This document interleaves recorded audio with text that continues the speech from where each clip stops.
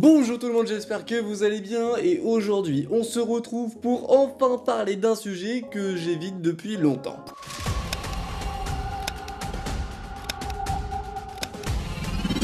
Un astronaute géant et des géoglyphes visibles depuis le ciel, bien entendu, je vais vous parler des géoglyphes de Nazca.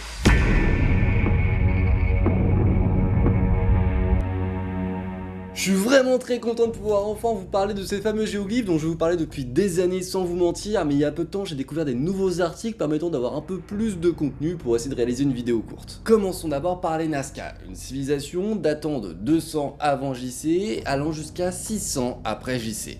Ils ont réalisé plusieurs prouesses à leur époque. Leur peuple se développe notamment dans le sud du Pérou, en plein désert, et pourtant c'était de très bons agriculteurs. Pour une raison simple, ils ont une organisation de dingue au niveau de l'eau. En même temps vous allez me dire oui, parce que sinon en plein désert, si tu sais pas organiser ton eau, tu meurs en fait, il n'y a pas de civilisation. Et c'est là où ils ont été très malins, en tout cas moi j'étais surpris de l'apprendre et de le lire. Ils avaient des systèmes de puits qui vont creuser dans le sol, qui vont leur permettre du coup de récupérer les eaux de pluie, mais tout ça est relié à des aqueducs souterrains pour faire une sorte de canalisation, vous voyez. Comme ça, ils pouvaient récupérer toute l'eau tombée à plusieurs endroits, d'une même plaine, d'un même endroit, pour pouvoir avoir le plus d'eau possible. Mais ils vont disparaître malheureusement des suites d'une sorte d'inondation et d'un séisme sans aucun précédent. Disparaître à cause d'une inondation en plein désert, bon, avouez que c'est pas banal. Ils ont finalement arrêté certaines cultures et notamment détruit une grande partie de certains arbres, menant forcément à des modifications du sol dans lequel ils plantaient. La fertilité du sol était dégradée, mais aussi l'érosion du sol. Tout ça fonctionne complètement différemment en fonction des racines et donc des espèces qu'il y a de plantées sur ce sol. Forcément, ils n'en avaient certainement pas la connaissance à ce moment précis, et du coup avec des sols plus érodés, on arrive à un écroulement de quelque chose, menant donc à une inondation, voire même d'un séisme. Mais à l'époque, ils ont clairement pas vu ça comme un truc de scientifique, ils se sont clairement pas dit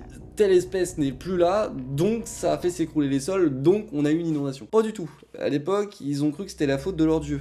Ils ont complètement perdu foi et ils ont décidé du coup d'aller vers d'autres civilisations, mais pour pouvoir partir de leur cité, ils ont suivi certains rites, notamment le fait de les recouvrir d'une sorte de chaux pour essayer de conserver leurs anciennes maisons, leurs anciennes villes, etc. C'est ce qui nous permet aujourd'hui d'avoir des beaux vestiges de certaines de leurs cités. Ils auraient donc eux-mêmes participé à leur propre destruction, notamment à cause de l'agriculture et de certains arbres qu'ils auraient enlevés. Mais avant de disparaître, ils nous ont laissé des dessins absolument grandioses et magnifiques, et j'imagine d'ailleurs que c'est pour ça que vous êtes ici, parce que ça vous intéresse certainement. Les fameux géoglyphes. D'ailleurs, ils sont très souvent mélangés par deux peuples qui les auraient produits. Les Nazca, avec les géoglyphes sur le sol, et un deuxième type, les géoglyphes sur les flancs de montagne, qui eux auraient été réalisés par les Paracas qui précèdent les Nazca. La grande différence, c'est que ceux des Nazca, il faut prendre de l'altitude pour pouvoir les voir. Là où ceux des Paracas, il suffit d'être dans le village à côté, et du coup tout le monde peut le voir, étant donné que c'est un flanc de montagne, bah tout le monde peut l'observer, y compris depuis le ciel que depuis la terre. Retenez bien cette notion ciel-terre, on va en reparler en toute fin de vidéo, vous allez voir, ça risque d'être intéressant.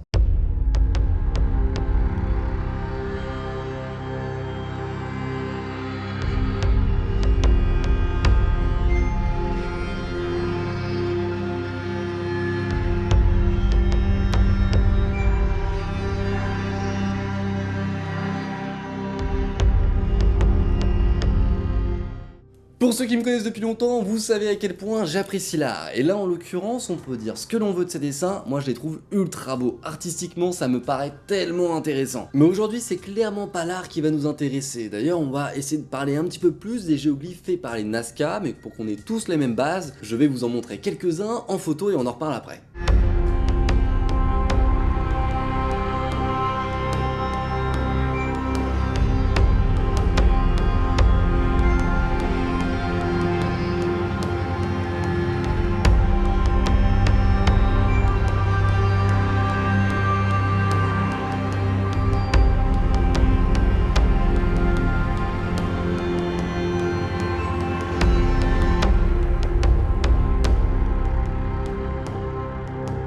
Normalement, si vous avez bien suivi, tout à l'heure je vous ai expliqué qu'ils étaient visibles uniquement depuis le ciel. Alors comment ont-ils été découverts? Il n'y a pas de secret, il va falloir attendre les débuts de l'aviation pour que ces géoglyphes soient découverts. Donc il faut attendre environ les années 30 pour que les premiers avions survolent cette zone. Quelques années après, un Américain, Paul Kozok, en 1941, va lui étudier l'une des lignes de ces géoglyphes. C'est là qu'il va se rendre compte de quelque chose de très important. Il y passe la journée entière et une fois que le soleil se couche, il remarque qu'il est entièrement aligné avec l'espèce de grande ligne qu'il est en train d'analyser. C'est d'ailleurs des suites de cet événement que ces fameux géoglyphes symétriques, des sortes de grandes lignes ou alors de formes géométriques, vont être associés à une appellation du plus grand livre d'astronomie au monde. Mais c'est finalement une autre chercheuse qui va nous apporter le plus d'informations sur ces lignes. Une chercheuse allemande du nom de Maria Reich, qui elle va passer pratiquement 40 ans à analyser, étudier et protéger également ces géoglyphes. Et c'est notamment grâce à des recherches que l'on comprend aujourd'hui la façon dont étaient faits ces fameux glyphes. Ils fonctionnent sur un procédé type négatif. L'idée va être de déplacer de la pierre et de la terre sur toute une surface que l'on veut marquer. Avec un petit peu de temps, les pierres finissent par s'oxyder et donc donner une sorte de couleur un petit peu rouille.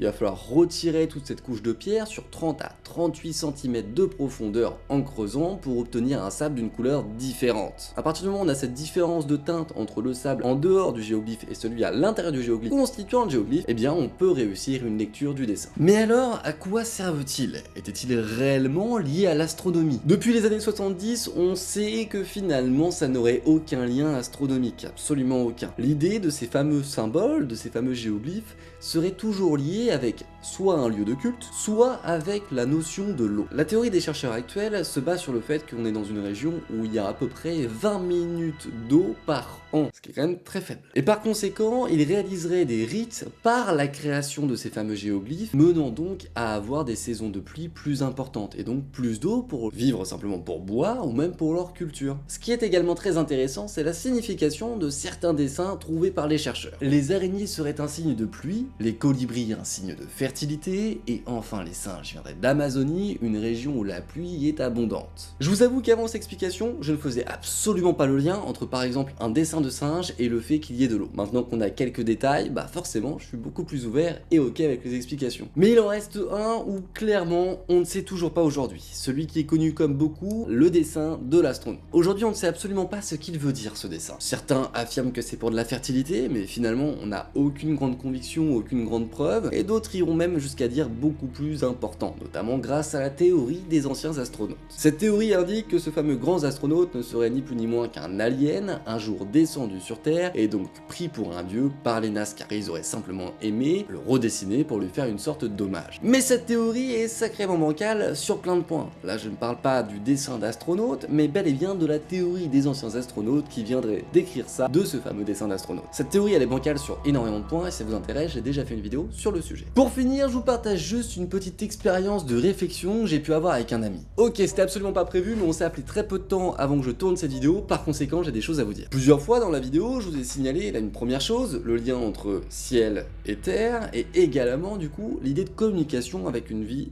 extérieure. Ce qui est très intéressant avec ces fameux géoglyphes, c'est qu'on pourrait se dire tout bêtement, c'est fait pour communiquer avec des êtres supérieurs, donc des dieux. Jusque là, on viendrait absolument pas en contradiction avec ce qui a été trouvé par les scientifiques. Ces dessins seraient faits pour du coup aller vers les dieux, parce que les dieux seraient dans le ciel à regarder sur terre. Et c'est là que c'est très intéressant, et ce qu'on disait du coup avec mon ami. C'est la première fois avec les Paracas et les Nazca que nous avons donc deux peuples finalement qui se suivent, hein, qui sont simplement, les Nazca sont donc des descendants des Paracas. Et c'est la première fois qu'on va avoir des peuples qui vont montrer des choses à leurs dieux. Ce qui est intéressant, c'est que les Paracas montrent leurs symboles à tout le monde, vivant comme Dieu, et par contre les Nazca le montrent seulement aux dieux. Alors pourquoi? Serait-ce pour communiquer avec des êtres extraterrestres? Libre à vous d'y croire. Ou alors est-ce qu'ils auraient simplement une sorte de conscience à l'époque de se dire les dieux seraient dans le ciel, si toutefois ils y étaient? Car je trouve ça super intéressant de réfléchir à cette question et surtout de se dire c'était les premiers, également les derniers. Les Mayas ont fait des super choses pour la religion mais n'ont jamais créé des monuments qui étaient là pour communiquer avec les cieux. Je m'explique, aucun de leurs monuments n'était lisible depuis l'espace pour donner un message. Enfin, depuis l'espace, je m'emballe un peu, depuis le ciel. Là où du coup les Nazca ont clairement fait des dessins pour que ce soit visible depuis le ciel. Également pour les Égyptiens, ils ont fait de très belles choses, des monuments généralement là pour témoigner d'une sorte de puissance plus qu'une communication avec les cieux, même s'il y avait forcément cette notion